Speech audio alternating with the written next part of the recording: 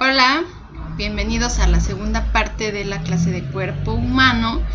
Si se acuerdan, en la primera clase vimos los niveles de organización, o sea, desde el átomo hasta un ser vivo ya completo, pasando por cada uno de estos niveles.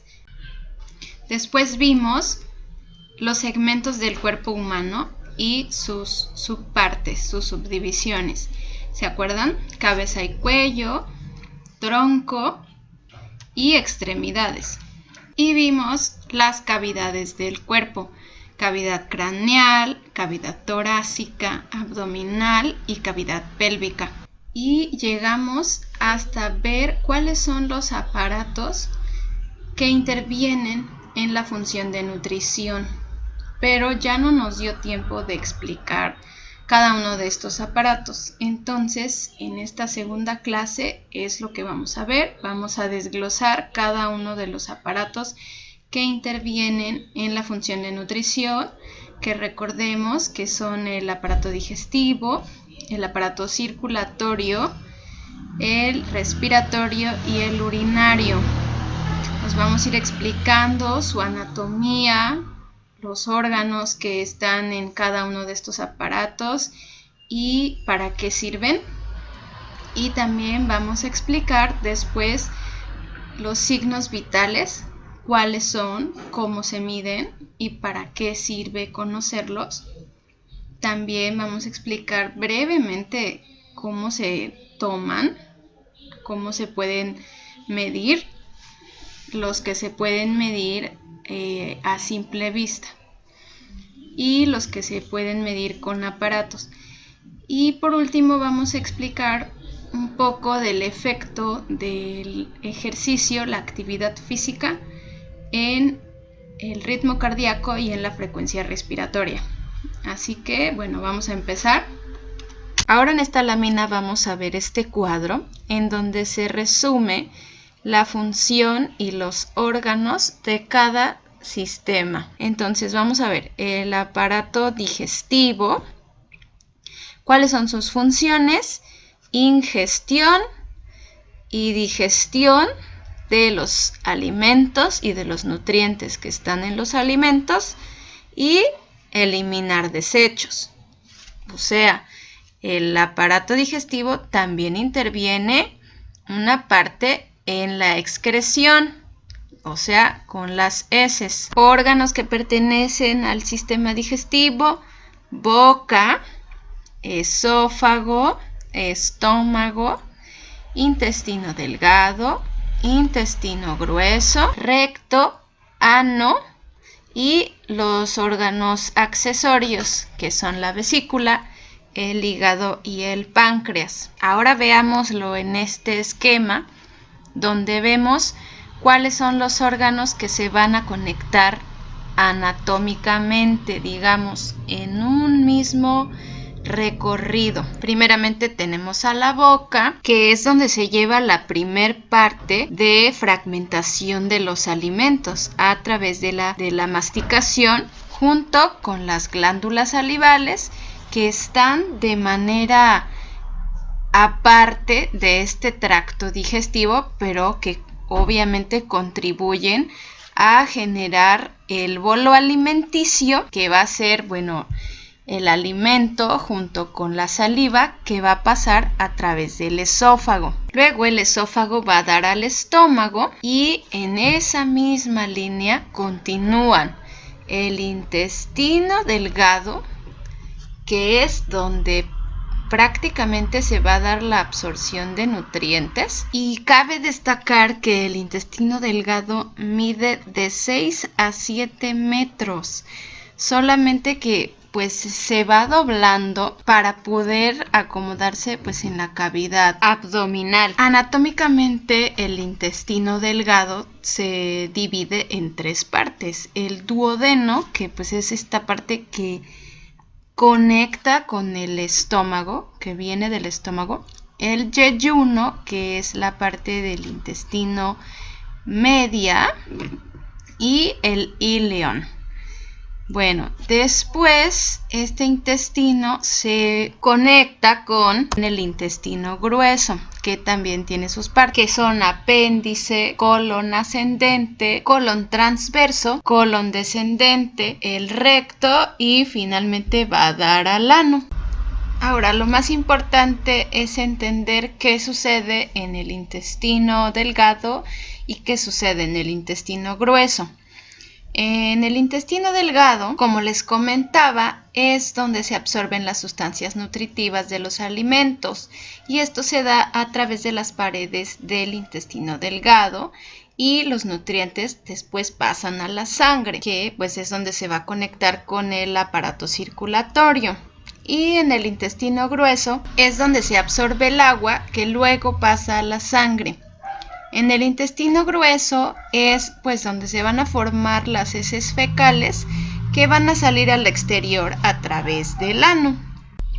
Bueno, volvemos a nuestro esquema del aparato digestivo para explicar las funciones de los órganos que les dije que eran accesorios, pero no por eso no son importantes, son fundamentales para llevar a cabo el proceso de la digestión. Vamos a empezar con el hígado.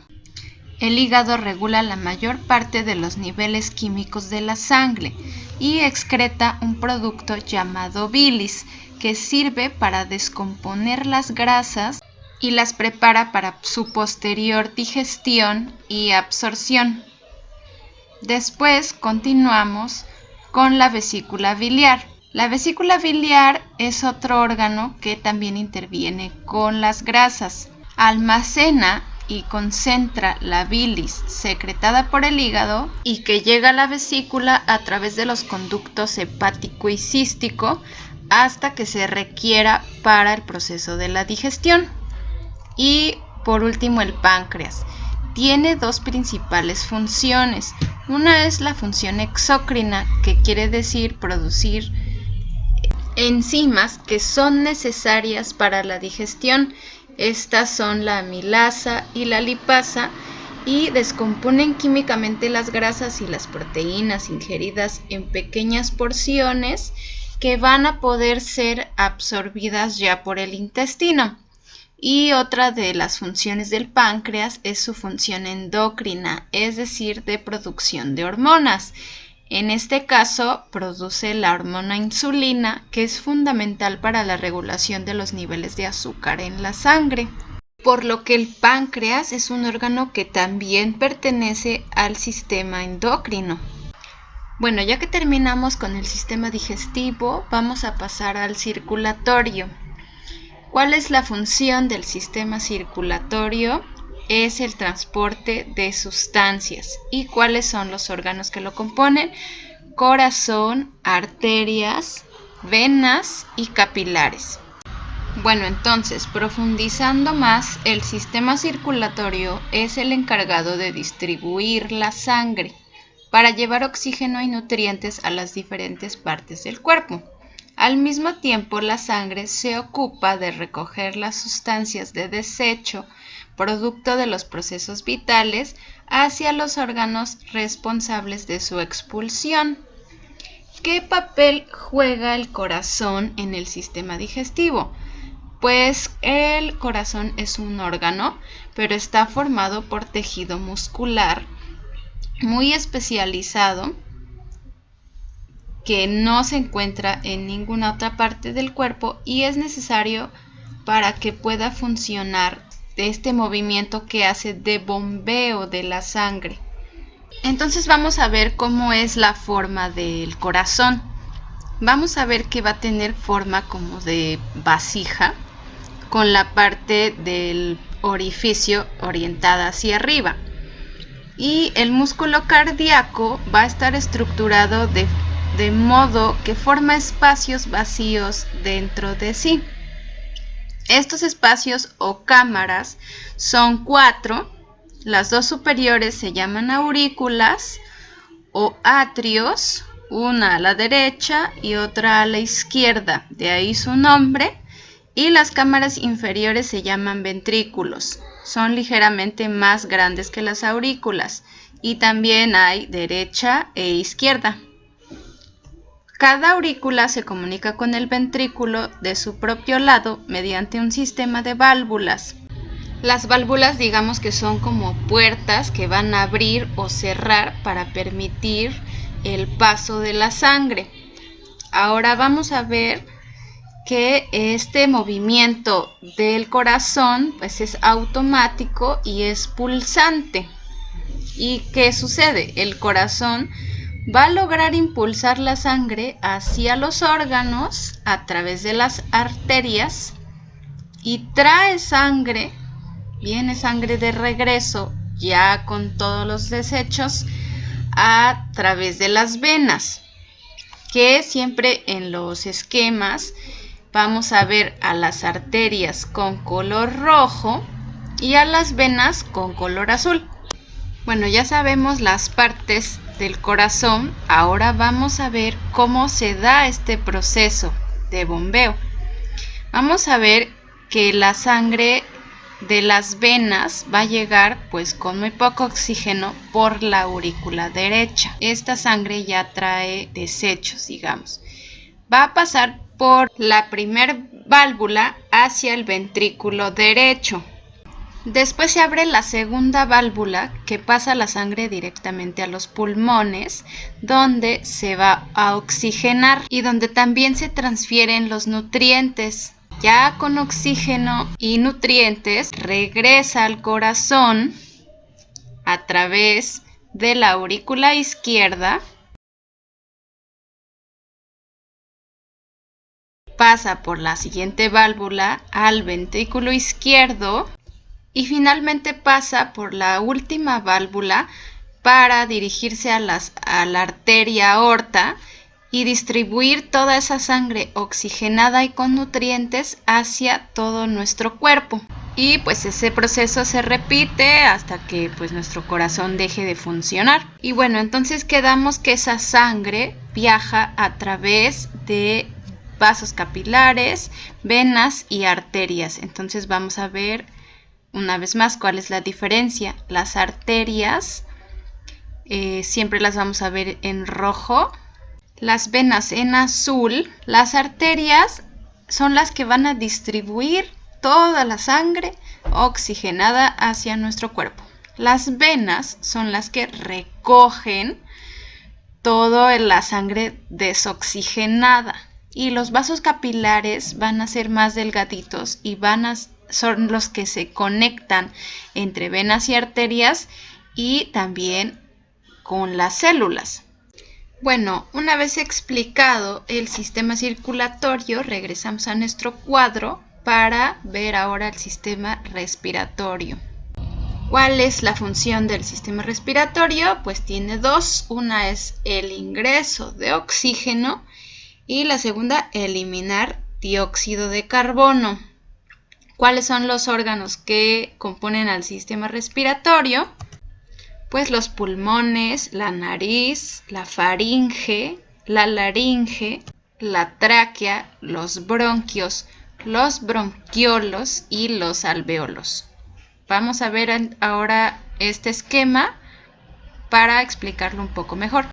Bueno, entonces tenemos que el aire con oxígeno entra por la nariz, por las narinas, y va a pasar a través de la vía de la faringe, la epiglotis y luego la tráquea. ¿Qué es la epiglotis? Es una estructura cartilaginosa que cuando estamos comiendo se va a tapar uno de los conductos a los que va a dar. Una es la parte respiratoria y la otra la parte digestiva, para que no se vaya una parte de alimento a los pulmones. Entonces realmente es muy importante esta estructura. Bueno, después el aire baja por la laringe y finalmente entra al pulmón a través del bronquio.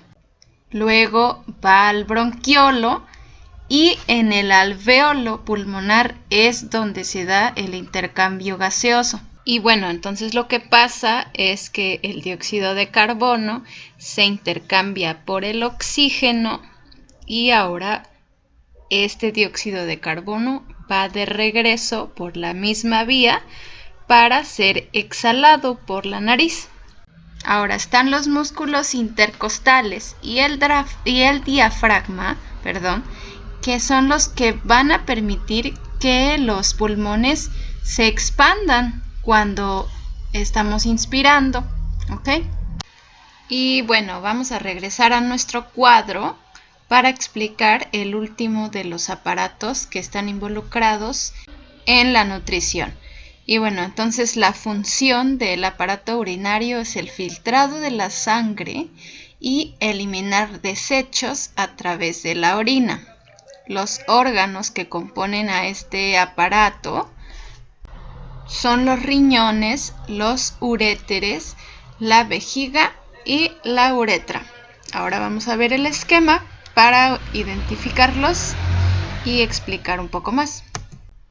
Bueno, tenemos que en su recorrido la sangre pasa por los riñones y es ahí donde se va a filtrar. Digamos que el riñón va a convertir la sangre que ya trae desechos, que ya trae tóxicos, en orina y va a viajar a través de unos tubos que se llaman uréteres hasta la vejiga, que pues es este órgano en forma de cebollita. Y ahí la orina se acumula hasta que la vejiga se llena y finalmente puede salir a través de la uretra. Pero, ¿por qué no sale todo el tiempo? Pues gracias a los esfínteres, que son unos músculos en forma de anillo que cierran y abren este conducto que es la uretra, que son los que nos permiten que nos podamos aguantar esas ganas de hacer del baño y pues no andemos todos orinados todo el tiempo, ¿no? Por eso le llaman, cuando los niños chiquitos van a aprender a ir al baño, le llaman control de esfínteres, o sea, lo que aprenden es a controlar esa apertura o cierre de los esfínteres. Bueno, ya para afianzar este tema de los aparatos que están involucrados en la función de nutrición, vamos a ver este esquema donde vemos que, bueno, se ingieren los alimentos y en la digestión se van a obtener los nutrientes, pero también en el aparato digestivo los desechos, o sea, lo que no vaya a servir de ese alimento, pues se sale del organismo a través de las heces por el intestino grueso. Luego, esos nutrientes junto con el oxígeno van a llegar a todo el cuerpo gracias al sistema circulatorio, ¿ok? ¿Dónde se da la respiración? Pues en el sistema respiratorio, el intercambio gaseoso para reemplazar al dióxido de carbono que ya fue utilizado por el oxígeno que pues está nuevo. Luego, la sangre que viajó por todo el cuerpo pues trajo consigo los residuos que el cuerpo ya no necesita, esos tóxicos, y luego pasan al aparato urinario, en los riñones, se convierten en orina y finalmente son expulsados. Ahora, el proceso por el cual el cuerpo obtiene la energía se da en la respiración celular, en la cual se necesitan nutrientes más oxígeno. Pero ese ya es otro tema que se debe tratar también de manera ampliada. Pero bueno, esta energía pues es la que nos permite hacer nuestras funciones vitales, que es otro de los subtemas que tenemos que ver dentro de este tema del cuerpo humano, la determinación de los signos vitales. Los signos vitales son las manifestaciones de la función del organismo que nos indican precisamente que alguien está vivo. Ahora, no solo que está vivo, sino que está dentro de lo normal. Los signos vitales se pueden medir, entonces por este motivo los doctores o las enfermeras los utilizan, o los paramédicos, para poder determinar, pues para empezar, si una persona pues está viva, y segundo, para ver si se encuentra dentro de los parámetros normales o algo está sucediendo. Entonces, estos signos vitales, por ejemplo, cuando alguien tiene un accidente, pues es lo primero que van a checar: que tenga pulso, que tenga respiración y cuál es su frecuencia, su temperatura, que va a indicar pues si está algo normal o si hay alguna infección, y la presión arterial también.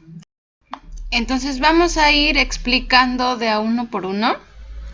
Y bueno, tenemos la respiración, que sabemos que es el ingreso de oxígeno a nuestro cuerpo y el intercambio de gases. La frecuencia respiratoria normal es de 16 a 20 veces por minuto. Entonces, ¿esto cómo se mide? Pues generalmente con un estetoscopio, y lo que hacen es contar cuántas respiraciones hay en un minuto. A veces hay una forma más fácil de medirlo, que es contar las respiraciones en 15 segundos y luego lo multiplicas por 4 para que te dé lo de un minuto. Bueno, ahora vamos a pasar al pulso.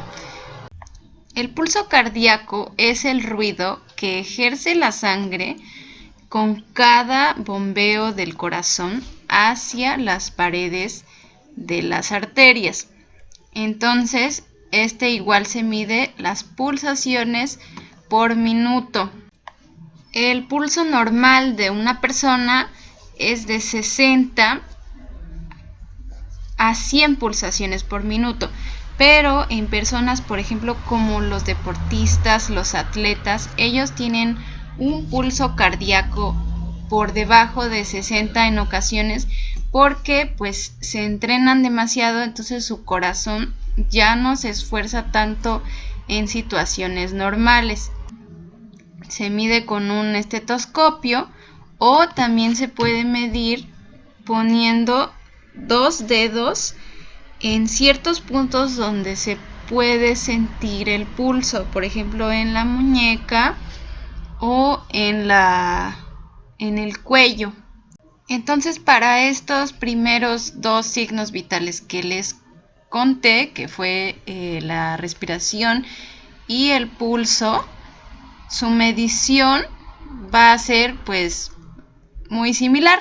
Se mide o se cuentan los latidos o las respiraciones en un periodo de 15 segundos, y ese número se multiplica por 4 y nos va a dar el total de latidos y de respiraciones en 60 segundos, o sea, en un minuto.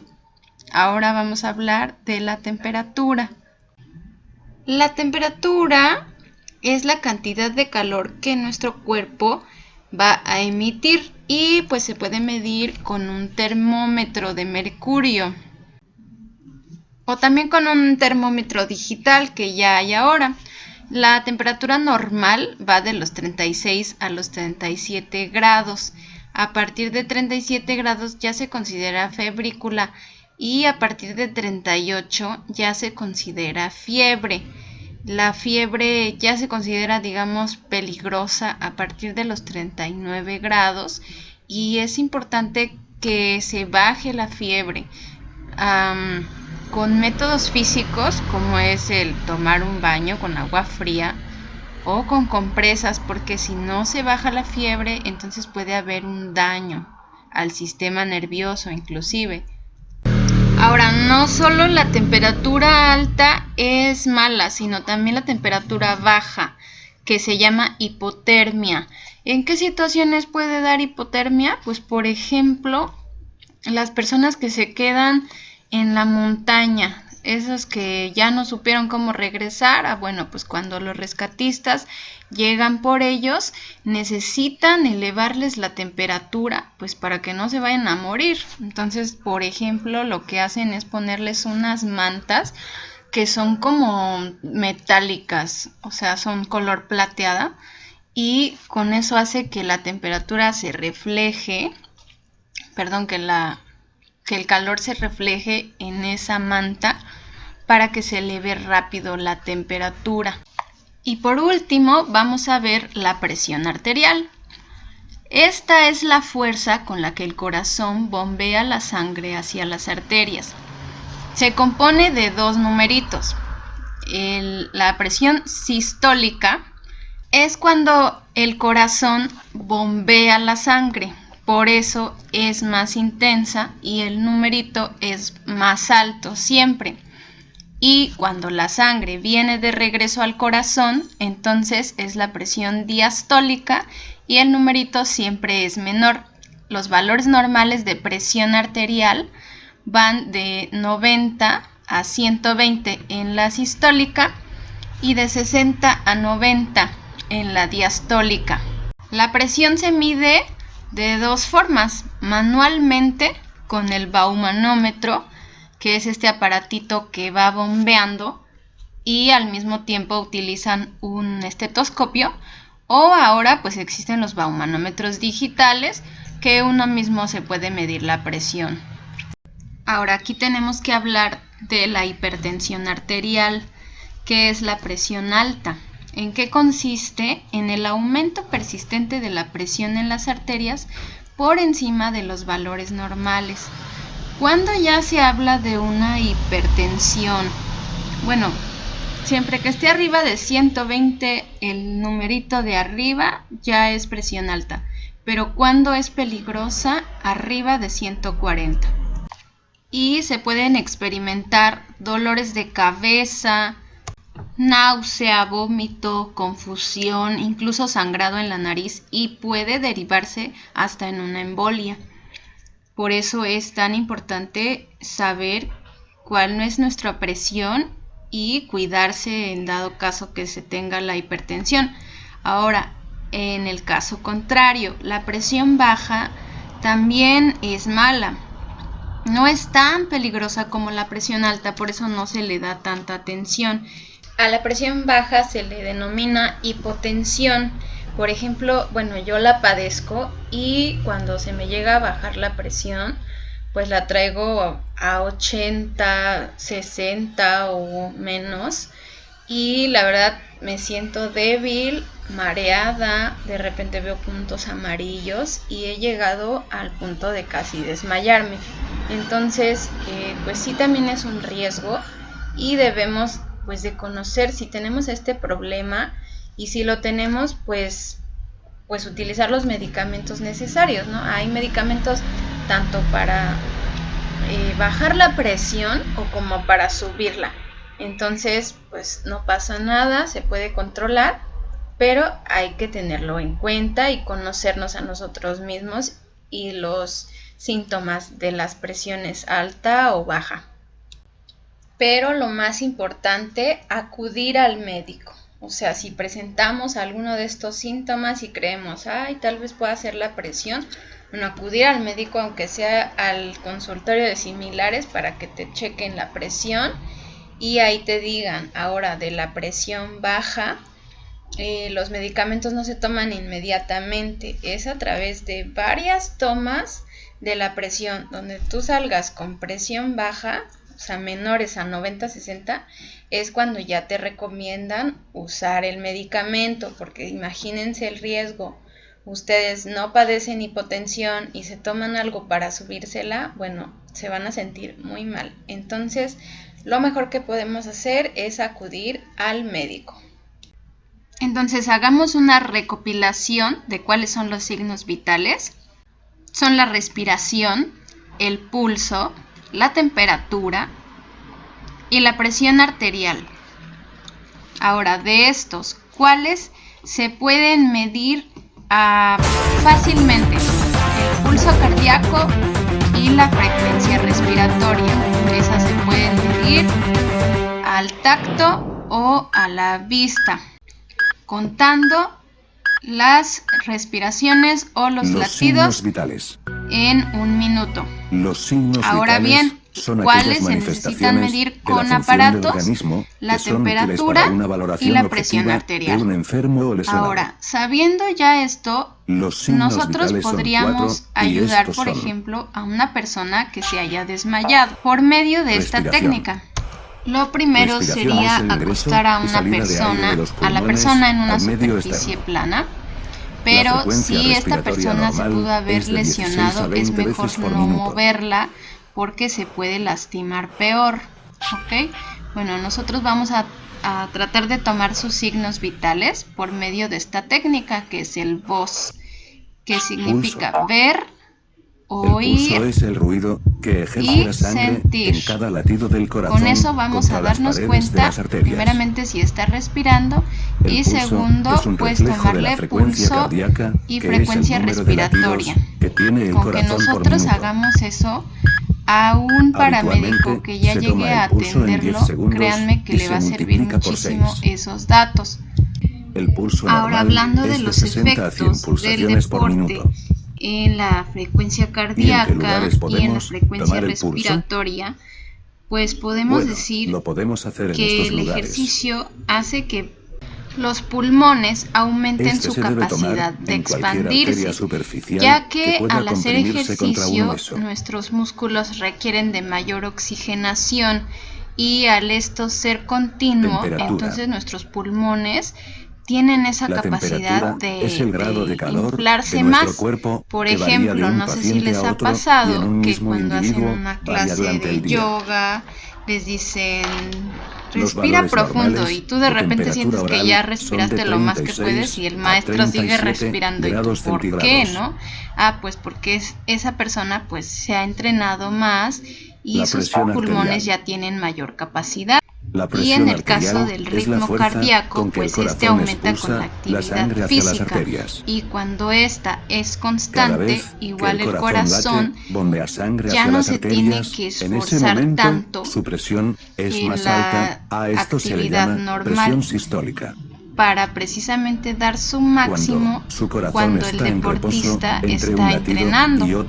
Entonces, por eso les comentaba que tienen un ritmo cardíaco diferente al de una persona que pues no entrena. Los valores normales, bueno, pues con esto concluimos la clase de cuerpo humano. Espero que les haya gustado, que no se les haya hecho tedioso. Yo sé que son muchos nombres de los órganos, la hipertensión arterial pues, no suele tener síntomas, no pero puede causar problemas serios, ya tales si como les derrames cerebrales, pues insuficiencia cardíaca, infarto pero lo e importante insuficiencia es que renal. conozcan la anatomía básica y la función Hagamos de esos aparatos y de los signos cuál vitales, es su relación en la nutrición. ¿Qué son los signos vitales? ¿Okay? Eso es lo los importante, signos vitales que se les son quede. Aquellas manifestaciones y de la función del organismo que son útiles para una valoración objetiva de un enfermo o lesionado. Y pues cuáles son los valores normales los signos vitales para son que 4 se considere que y una estos persona son pues se encuentra sana. Respiración, y pues pulso, de la parte de ejercicio, bueno, pues a ver los efectos que suceden en nuestro cuerpo y que vean realmente las ventajas que dan el hacer el ejercicio. Si estás con alguien que se acaba de desmayar o ha perdido el conocimiento, intenta asegurarte de que esa persona esté estirada sobre una superficie horizontal. Vayan a contestar su examen. Pero evita y moverla si crees que puede haberse lesionado al caerse. Adiós. Mover a una persona lesionada puede agravarle la lesión. Luego haz una valoración de sus signos vitales. Solo para verificar si respira o no, se aplica la técnica del VOS. Es decir, ver, oír y sentir. Con esto, habrás ayudado bastante a proporcionarle información a una persona que sepa de primeros auxilios. Y con esto, llegamos al final. Espero te haya gustado esta información.